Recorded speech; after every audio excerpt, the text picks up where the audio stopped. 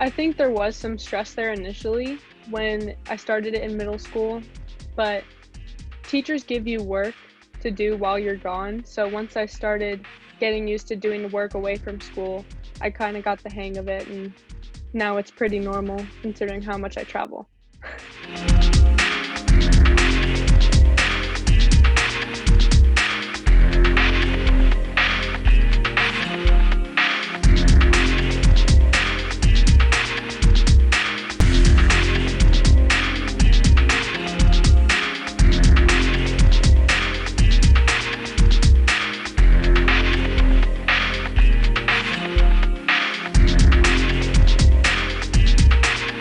Welcome to another very interesting of Candid Conversations. Today we have a local and perhaps a soon-to-be international soccer star, Bella Mendoza. Hi, Bella. How are you? I'm good. How are you? I'm doing really well, and Bella just graduated from Cal High. How has it been for you, Bella? Can you describe to us the feelings when you heard for the first time that school's not going to be going on as scheduled? Was it fun to hear that? Initially when we got 2 weeks off of school, I was excited about that, but I wasn't expecting it to get carried out until the rest of the year.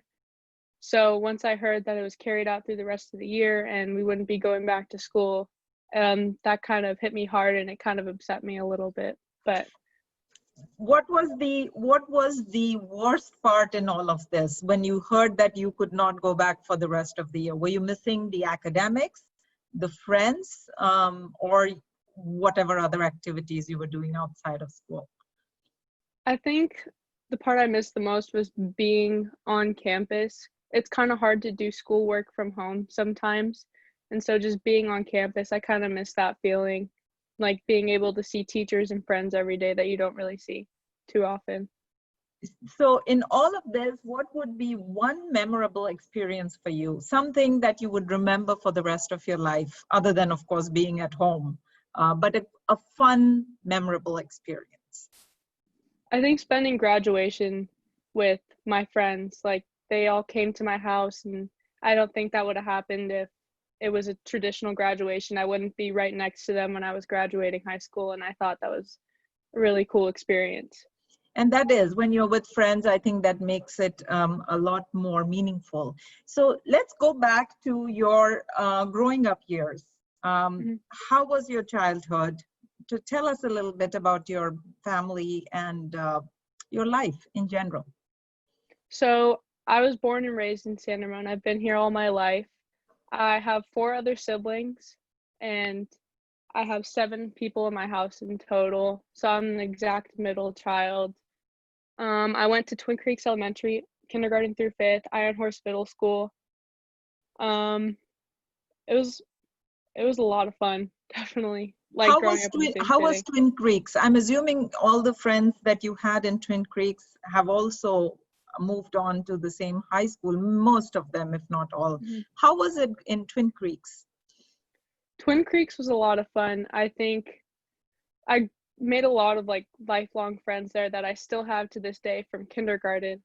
And I think that's really cool to have those bonds all the way from kindergarten going into senior year of high school.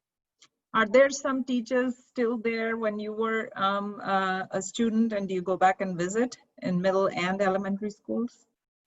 Yeah, so I intern at this year I had an internship at Twin Creeks during the day, so I got to go back at least twice a week and be in a classroom with the teacher, and I got to see all of my old teachers that were there. There's only a few left, but my fifth grade teacher, my third grade teacher, they're both still there, so I would go and say hi to them all the time.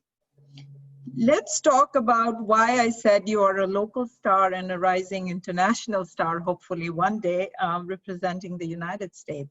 Soccer. It's been a huge part of your life. How did you become interested in soccer? At what age? And who was your inspiration for that? So I started soccer when I was 3 years old, and I got into it. My mom kind of threw me into soccer, but I fell in love with the game once I realized how much fun my brother was having. He's a year older than me. So I kind of wanted to take up after my brother, and I picked up soccer. and I just fell in love with the game. So your brother is your inspiration, you mean to say? Yeah. Who is better at it? I mean, we both play the same position, but I'd have to say my brother is definitely better. He is. Okay. And do you take tips from him to improve your game? I do. We train together at least twice a week, so we kind of compete with each other and try and beat each other out, and we work together to get So, better. so let's talk about your brother and your family a little bit. Now, your brother grew up in San Ramon as well. Hmm. And so where is he now? What is he doing? Is he also pursuing soccer?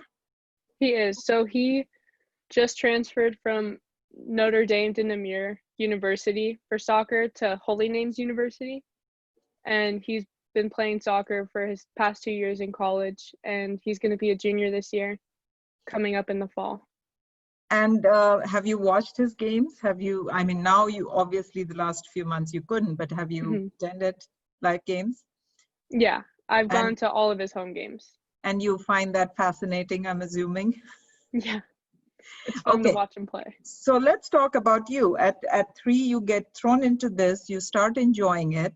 How do you develop a style that is unique to you and start seeing that this is my calling, this is what I need to develop as a passion? What happens between that time period?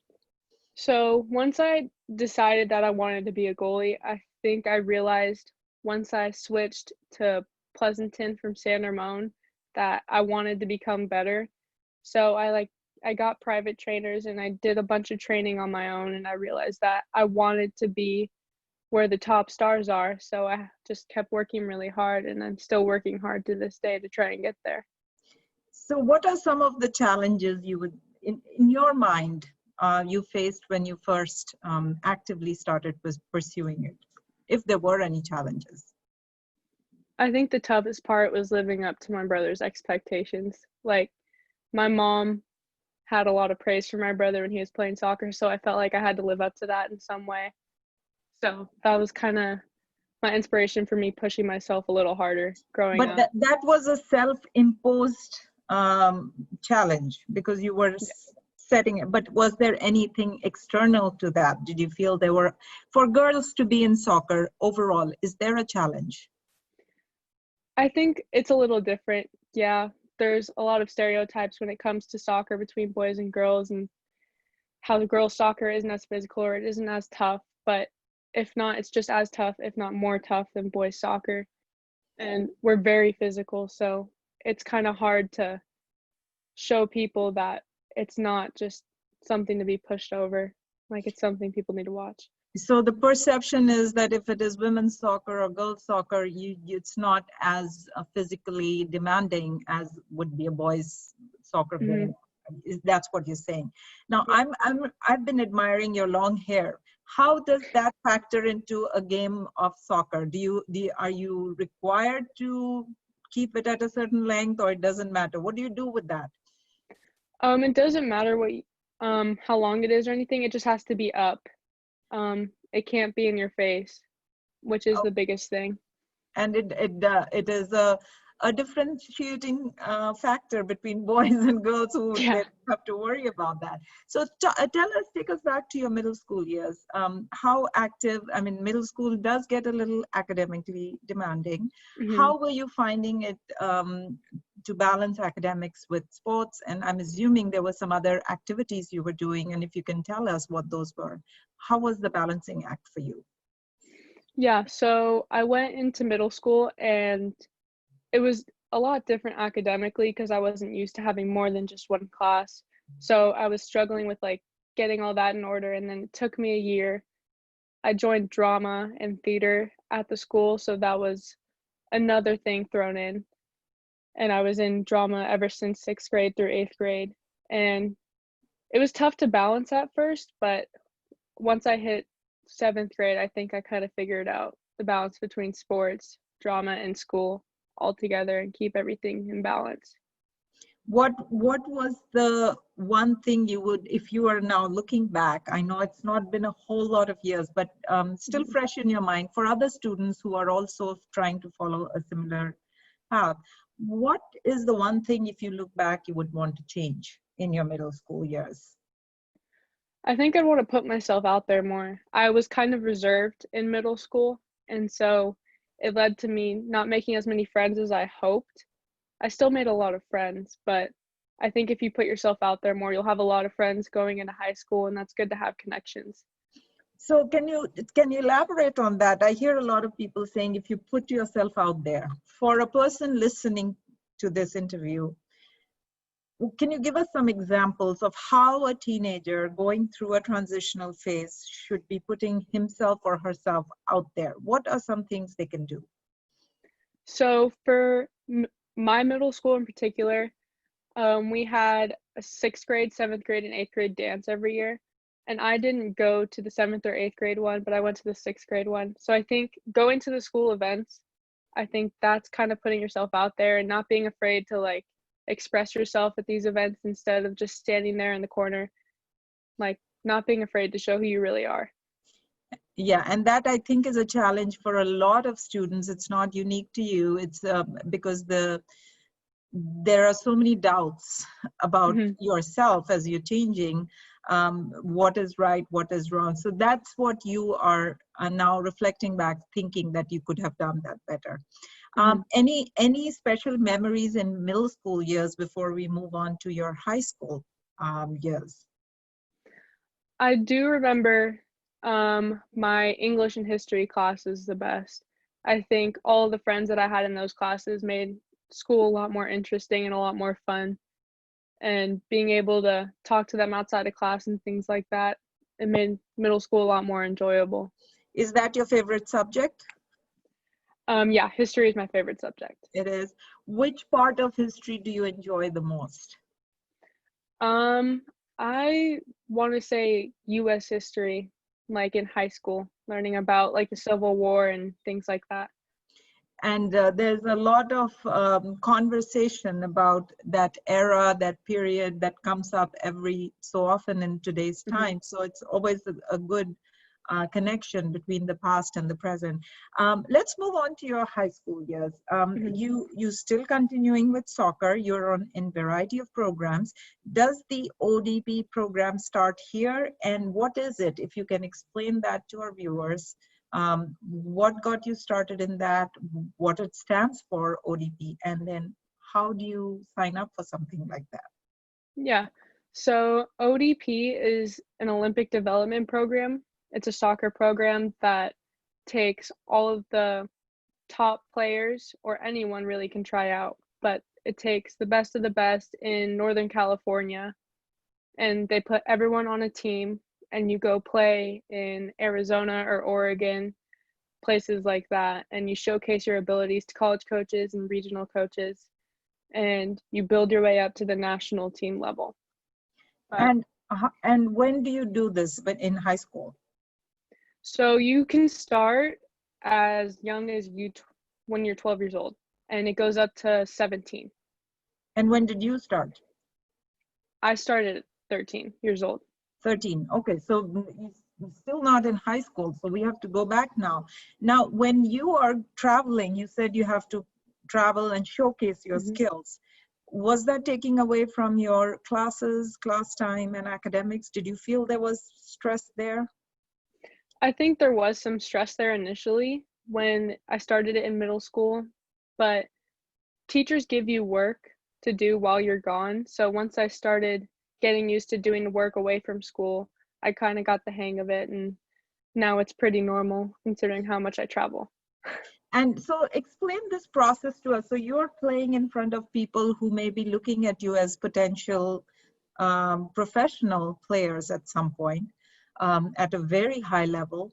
How do you, first of all, gauge their reaction? What do you see? Like, are they like in acting and drama, you know a certain expression that I'm not making it. But here, you're in a game. How do you figure out and what happens? Explain the process to us. So coaches are there looking for people who stand out. So you really want to just not be selfish, but also again put yourself out there and showcase what you can do, any ability you have, and try and be the best you can be. And get the attention of those coaches from national team, colleges, things like that. And then do they contact you right away, or do you have to wait for a while to see who liked your style of play? So depending on what age you are, once you hit sophomore year or junior year of high school, coaches can talk to you directly, but typically if a coach is interested, they can tell your coach right after a game that they're interested and you can talk to them. And then what happens if they're interested? You are training under them, so you have to move.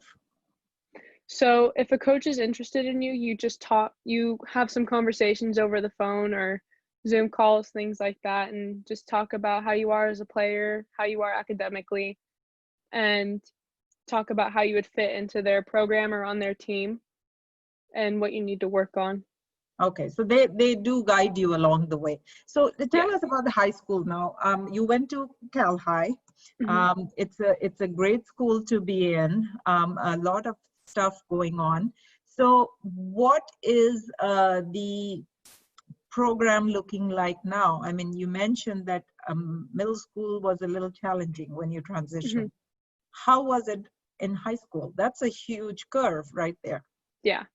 So going from middle school to high school, it was a bit different because now we're going to less classes than I had in middle school, but it's still more than one class.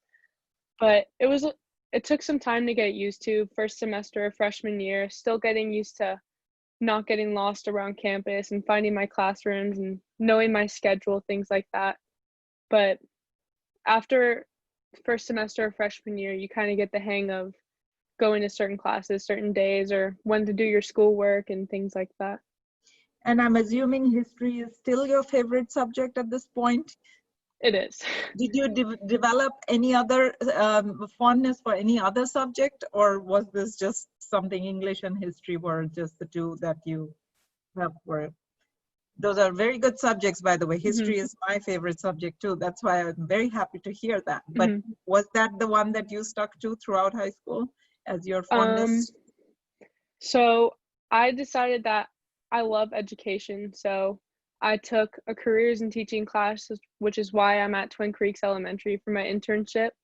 So I really love teaching and learning about like the thought process and learning lessons, how to make a lesson plan, things like that. And also marine biology, which is a class I took the past 2 years.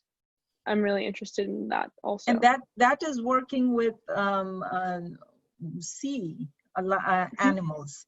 Um, how are you planning to do soccer and pursuing your passion? Even if you don't follow it full time, it obviously is a passion. How do you Mhm. see doing that in the future? So going into college, I'm majoring in early childhood education, and my college coaches have connections to people in other countries for professional play. But if I obviously don't play professionally, I will pursue education right away and teaching in the United States. Which grade level fascinates you the most for teaching? Third grade. I think it's a good transition year from not being too rowdy to being somewhat serious and focused. And you can train the minds to be what they want to be.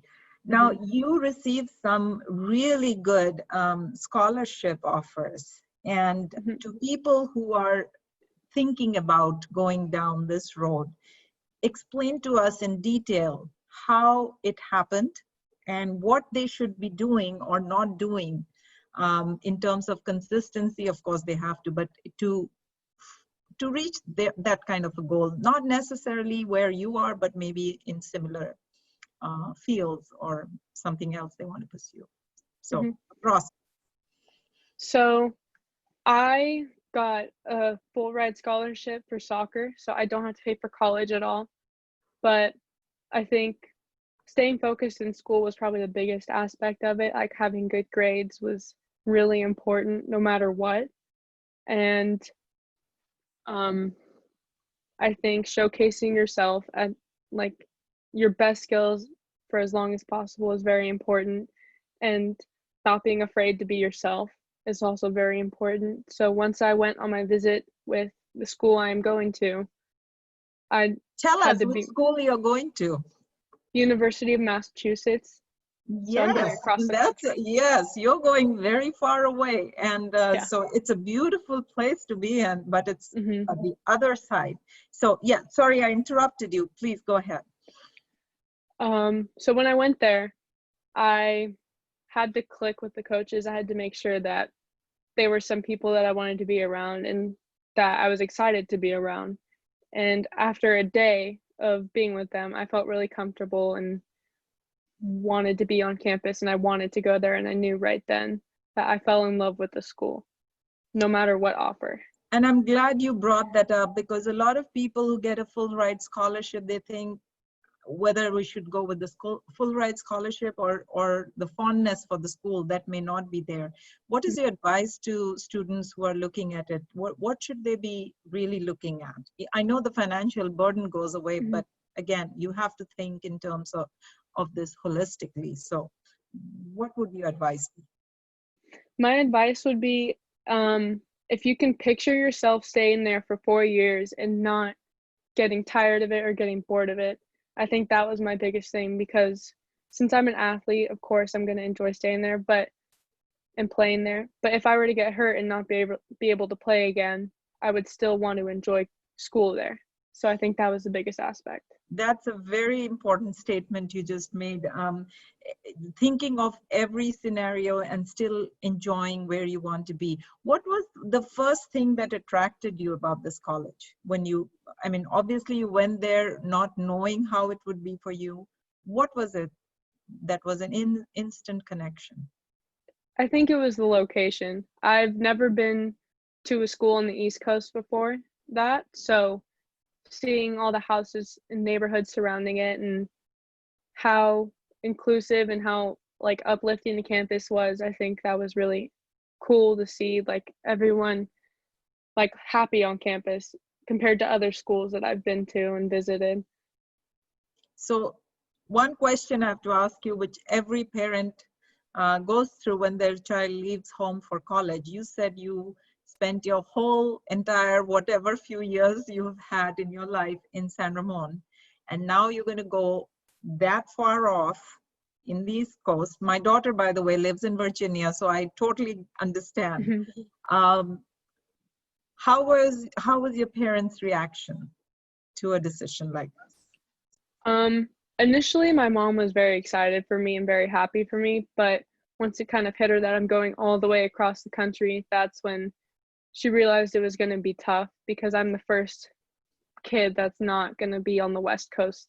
So it's been tough for her, but And now I'm going to ask you about you, since you everything started because of your brother. How does your brother feel?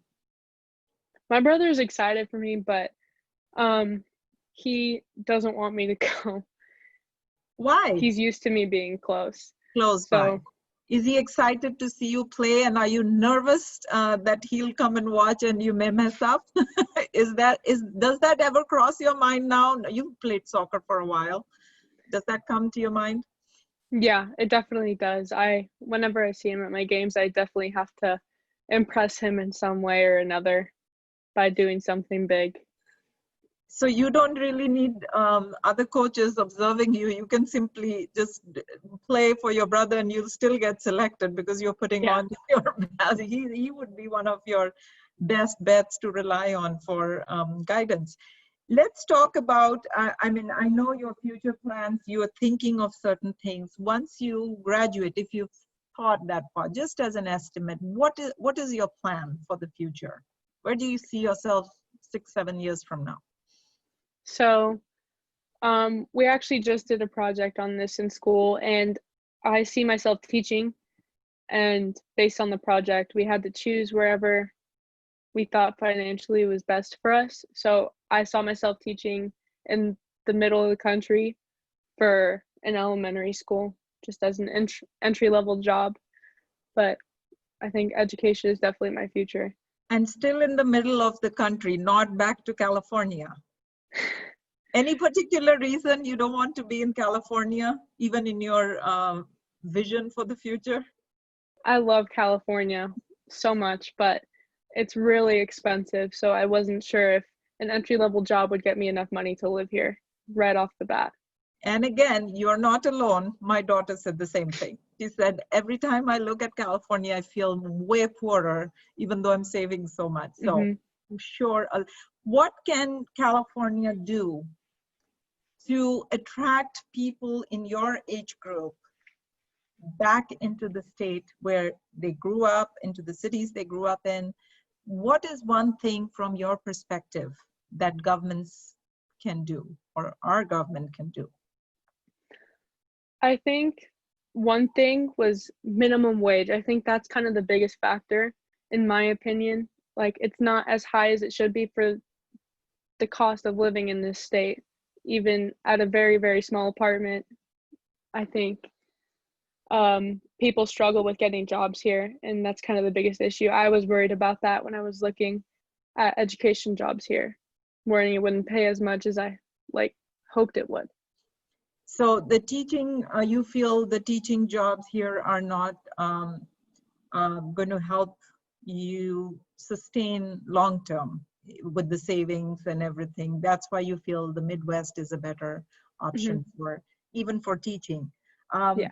How do you see your soccer life? Is enough? I'm not too familiar with soccer. Youth soccer I am, but I'm not sure about adult soccer. But is there a shelf life after which you cannot play and you have to either coach or retire or do something else? Typically players retire around 35, 40 because it's just too much stress on the body. But I've seen players who go on to play at 45. So it just kind of depends on your skill and how determined you are and how long you want to play. Do you see yourself playing for a while? I do. And do you also envision yourself as a coach at some point? It's very close to a teaching career. So do you see that opening up? Yes, I definitely see coaching. You do that. That's a wonderful thought. Now, before we close, anything special you want to share with our viewers about you, your family, a special message for the residents of San Ramon? I think the biggest thing I want to say is during these times, I think it's really important to kind of find who you are and find things you enjoy. I know it's tough mentally right now for a lot of people. It's definitely been tough mentally for me these past few weeks finishing school up. But you just have to find things you enjoy and enjoy the little things in life that you really didn't appreciate before. I think that's very important right now.